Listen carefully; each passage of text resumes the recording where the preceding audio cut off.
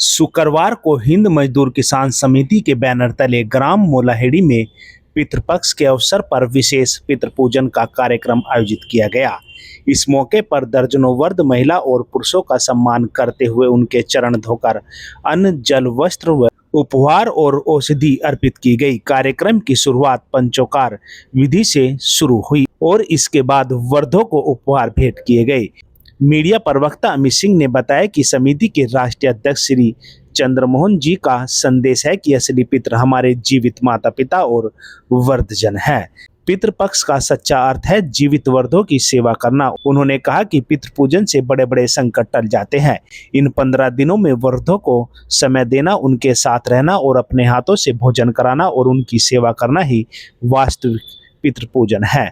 अमित सिंह ने आगे कहा कि पितृपक्ष में वृद्धों की आभा तरंगों का सकारात्मक प्रभाव हमारे जीवन पर पड़ता है, इसलिए हर व्यक्ति को इन दिनों वृद्धों की सेवा अवश्य करनी चाहिए। उन्होंने बताया कि हमारे महापुरुषों ने इसलिए पितृपक्ष में नया कार्य शुरू करने से मना किया ताकि पूरा समय वृद्धों के साथ व्यतीत किया जा सके। कार्यक्रम को सफल बनाने में विकास, ओम प्रकाश, मनीष, आशीष, गुड्डू, परवीन, अंकित, आजाद, विक्रांत, वासु और विपिन आदि का विशेष सहयोग रहा।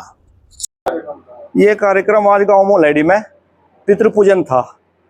जो क्रांति गुरु चंद्रमोहन जी है, उन्होंने बताया है कि जो पितृपक्ष में जो हमारे बुजुर्ग हैं, जो हमारे बड़े हैं, उनकी सेवा जल, औषधि, व्यवहार, वस्त्र से करनी चाहिए।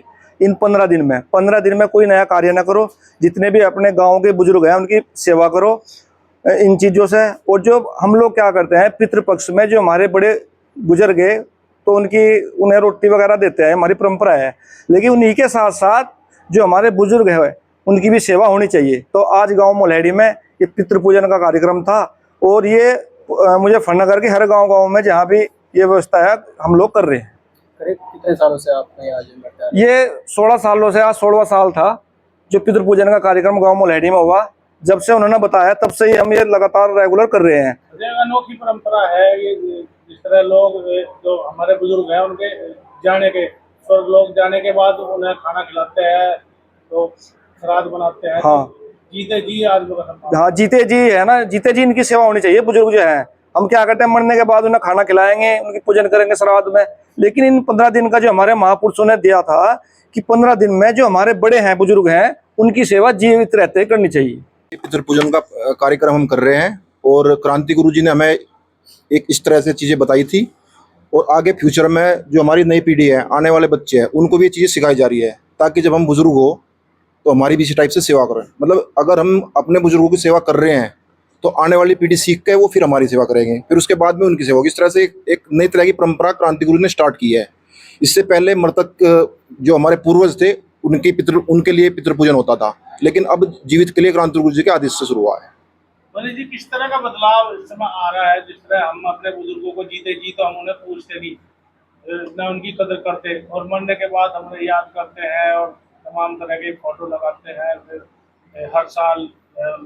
भैया अगर मैं अपना व्यक्तिगत अनुभव बताऊं, मना किसी चीज़ के लिए हमने सोचा, आज करीब 50 से 100 लोग हमारे यहाँ थे और सभी ने आत्मा से हमें एक तरह से आत्मा से ही आशीर्वाद दिया। जिस बारे में हम सोचते हैं वो उनका आशीर्वाद के रूप में मिल जाता है। मतलब हम दिन प्रतिदिन इनके आशीर्वाद से तरक्की कर रहे हैं। तो समाज में यही संदेश है कि आप जीते जी का आशीर्वाद लो, वो आपके लिए अच्छा रहेगा।